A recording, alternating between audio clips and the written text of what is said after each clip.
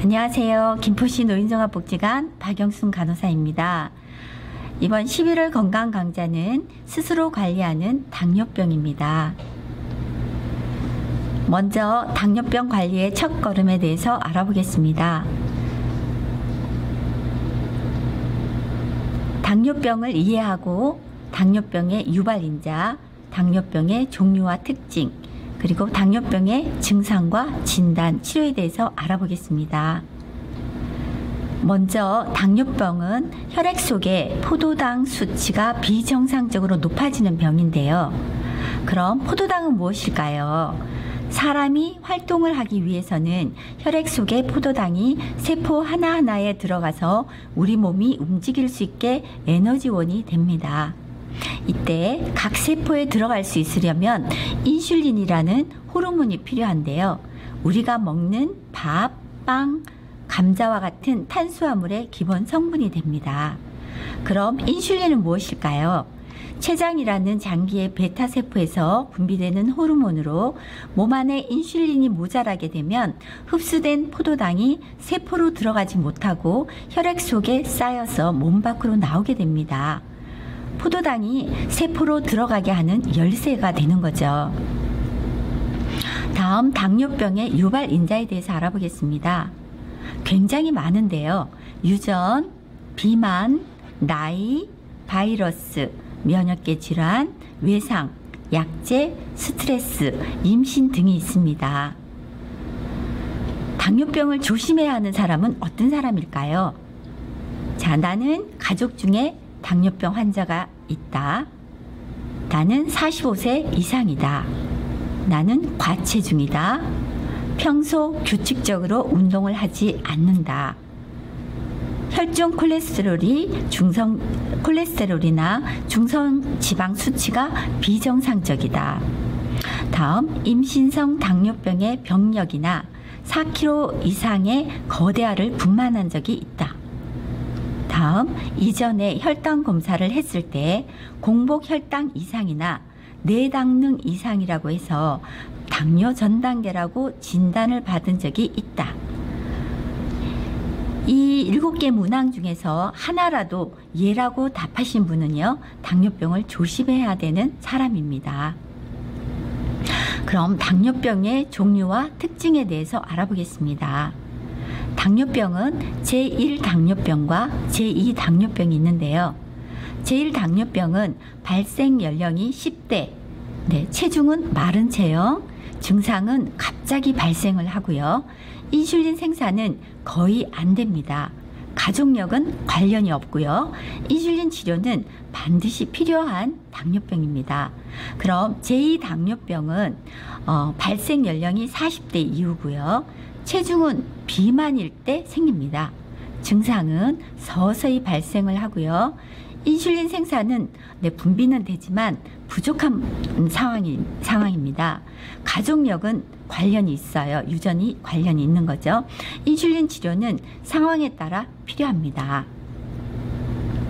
다음, 당뇨병의 증상에 대해서 알아보겠습니다. 전형적인 증상으로는 3다라고 하는 다음, 다뇨, 다식이 있는데요. 다음은 음료를 많이 마시게 되고요. 화장실에 자주 가고 음식을 또 많이 먹게 됩니다. 그 외에 기타 증상으로는 전신 피로감이 있고요. 가려움증, 체중 감소, 시력 저하, 말초 감각 이상 등 대부분 합병증이 발생할 때까지 증상이 없어서 치료에 관심을 기울이지 않게 되는 상황입니다. 그럼 당뇨병의 진단은 당뇨병을 확진하려면 8시간 동안 금식 후에 정맥에서 혈당 검사를 해야 합니다. 정상 공복 혈당은 수치가 100 미만입니다. 소변 검사에서 당이 나온다고 반드시 당뇨병은 아닙니다. 일시적으로 당이 높다고 당뇨약을 마음대로 드시면 안 되는 상황이죠. 당뇨병이 진단되면 혈당 기준치 외에도 병력이나 가족력, 체중, 동반 질환의 유무 등을 함께 고려해서 치료 방법을 결정해야 합니다. 또 많이 들으신 당화혈색소란 무엇인지 알아보겠습니다. 당화혈색소는 적혈구에 있는 혈색소와 포도당이 결합된 것을 의미하고요. 적혈구는 보통 수명이 120일인데요. 당화혈색소는 3개월의 평균 혈당 수치라고 보시면 됩니다. 수치가 5.7에서 6.4까지는 주의가 필요한 전 당뇨로 보고요. 6.5 이상은 당뇨병으로 진단됩니다. 그럼 혈당 수치 기준표를 알아보겠습니다. 공복에 정상은 100 미만이고요.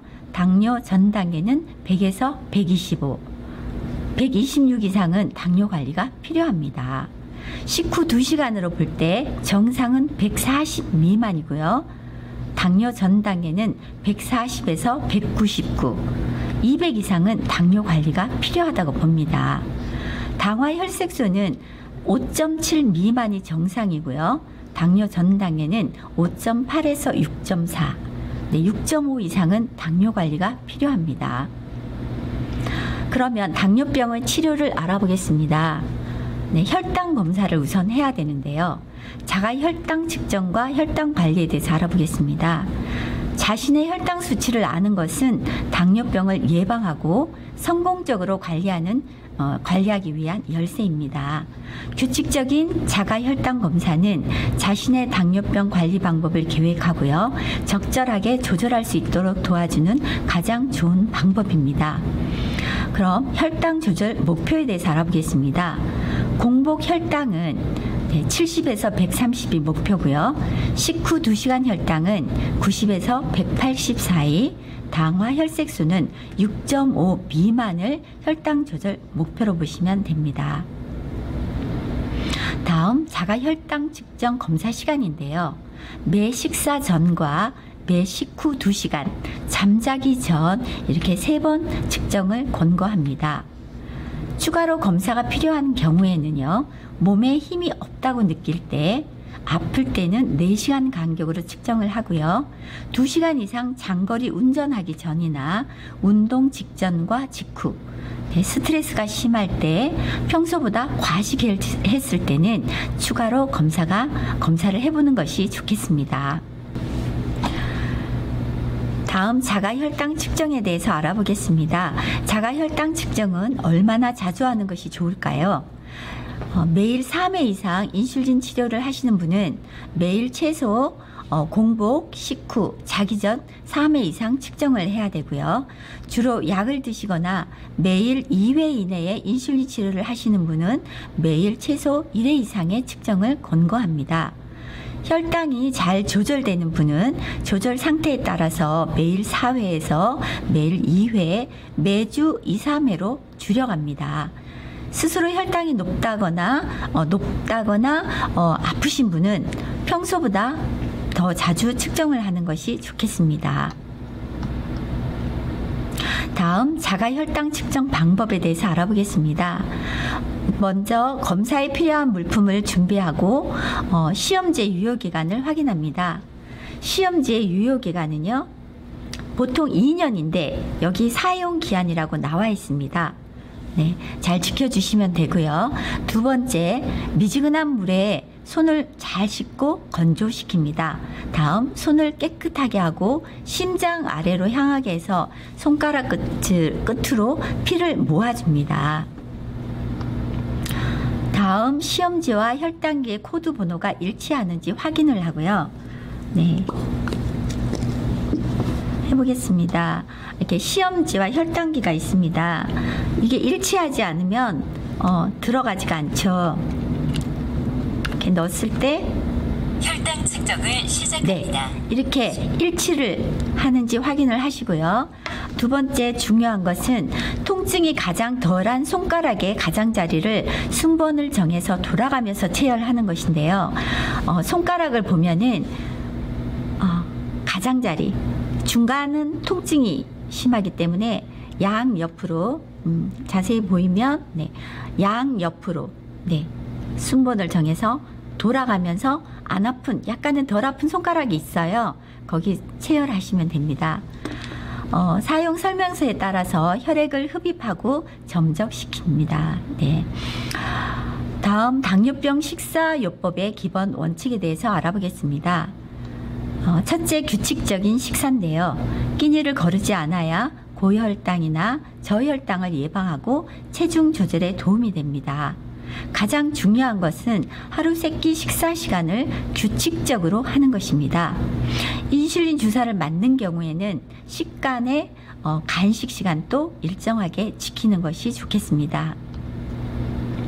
두 번째, 단맛이 강한 단순당은 농축된 열량원이며 혈당 증가 속도가 빨라서 주의해야 합니다. 대표적인 단순당에는 설탕, 과당, 그리고 꿀, 포도당, 메가당 등이 있고요.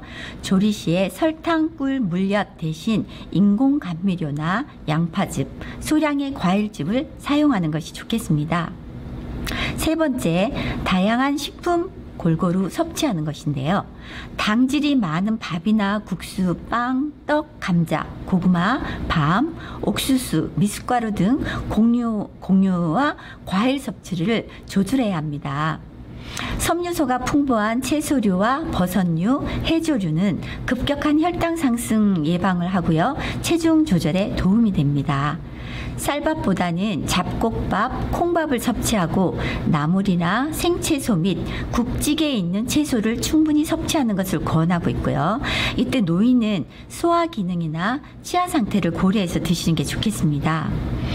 다음, 쇠고기, 돼지고기, 닭고기 등 살코기 및 생선, 콩, 두부, 멸치 등 단백질이 많은 식품을 섭취하고요. 매끼 식사는 곡류, 어육류, 고기, 생선, 두부 중에 선택해서 한 가지씩은 꼭 드시는 게 좋아요. 그리고 채소류, 해조류로 구성을 합니다. 간식인데요. 간식은 균형적인 영양소 섭취 및 저혈당 예방을 위해서 간식 섭취를 권고하고 있고요. 하루에 한두 번 우유, 두유, 계절 과일을 추천합니다.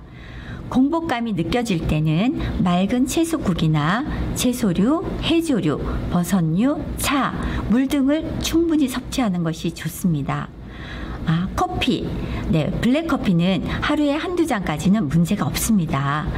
그런데 설탕이나 크림이 필요할 땐 설탕 대신 인공 감미료나 크림 대신 흰 우유를 사용하는 것이 좋겠습니다. 다음은 당뇨병과 운동에 대해서 알아보겠습니다.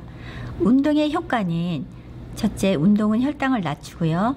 당화 혈색소 수치도 낮추고 혈압을 낮춥니다. 혈중 지질 수치를 낮추는 개선 효과가 있고요. 심혈관 기능을 개선하고 심장 및 순환기 질환을 예방합니다. 근력이 좋아지고 열량의 소모를 증가시키고요. 불안과 우울 등 정신 건강에도 좋습니다. 운동의 필요성은 전에도 얘기했지만 당 대사 개선하고 지질 대사를 개선하고요. 인슐린 작용을 강화합니다. 이래서 당뇨병 환자에게 규칙적인 운동은 필수라고 보여집니다. 그런데 노인 당뇨병에서는 운동은 당 조절보다는 삶의 질 개선, 심장혈관 합병증 예방에 더 큰 목적이 있다고 합니다. 다음, 유산소 운동을 권고하는데요. 유산소 운동은 걷기나 수영, 자전거, 에어로빅, 달리기, 계단 오르기 등이 있습니다. 걷기는 이마에 땀이 나거나 옆 사람과 대화가 가능할 정도의 강도로 진행을 하고요. 걷기 운동 전후에는 반드시 5 내지 10분 스트레칭으로 몸을 풀어야 합니다. 유산소 운동은 주 3회에서 5회 이상 실천을 하는 것을 권고합니다. 그런데 노인 당뇨병에서 부적절한 운동은 심장마비나 골절, 저혈당을 초래하는데요. 지나치게 무리한 운동이나 음주 후 운동하는 것은 삼가해 주시기 바랍니다. 그리고 운동 시 당분 휴대를 해서 저혈당 대비를 해야 되는데요. 사탕 한두 개는 꼭 갖고 운동을 하시는 게 좋겠습니다. 운동의 순서로는 5 내지 10분 스트레칭을 하고요. 준비 운동으로 본 운동은 20분에서 40분간 유산소 및 근력 운동을 하고요. 5 내지 10분 스트레칭으로 정리 운동을 하는 순으로 하시면 됩니다. 그리고 당뇨병과 기타 자가 관리는요. 첫째, 금연 관리입니다. 담배는 혈액 속의 일산화탄소 농도를 높여서 당뇨병성 망막병증 또는 말초 혈관 장애를 일으키기 때문에 금연하시는 것이 좋겠고요. 절주 관리는 알코올은 당뇨병 자체를 악화시키기 때문에 절주 꼭 하시는 게 좋겠습니다. 다음으로 스트레스인데요. 스트레스는 몸의 대사 균형을 깨지게 하고요. 당뇨병 환자에게는 인슐린 수치를 낮추고 그 작용을 방해해서 고혈당을 유발시킵니다. 네 번째, 구강 관리는요. 구강 내 질환을 가지고 있는 경우에는 설통, 그다음 구강, 궤양 등 충치 발생이 증가를 하게 됩니다. 그리고 안과는 정기적으로 안과 검진을 받으시길 권고합니다. 제일 중요한 발 관리인데요. 당뇨병 환자는 매일 저녁 발을 씻으면서 세밀하게 관찰할 필요가 있습니다. 상처나 굳은 살, 티눈, 건조, 피부색 변화, 열감, 출혈 등을 확인하고요. 티눈이나 굳은 살은 손톱깎이로 떼어내지 말고 피부과에서 관리받으시기 바랍니다. 발을 씻은 후 수건으로 닦을 땐 발가락 사이사이도 다 말려주시고요. 발에 로션이나 오일을 사용할 땐 발가락 사이에는 바르지 않는 것이 좋겠습니다. 신발을 신을 땐 항상 양말을 신고 신발은 털어서 이물질을 제거합니다. 발톱은 일자로 잘라서 발톱 끝이 안쪽으로 파고들지 않게 유지합니다. 신속한 진료가 필요한 경우를 알아보겠습니다. 공복 혈당이 수치가 250mg 이상 지속적으로 상승한 경우나 심한 복통, 호흡곤란, 구토, 심한 탈수, 흉부 동통, 급격한 시력 손실, 38도 이상의 고열이나 지속적인 설사 등 증상이 있는 경우에는 신속한 진료가 필요합니다. 그리고 입원 치료가 필요한 경우는요.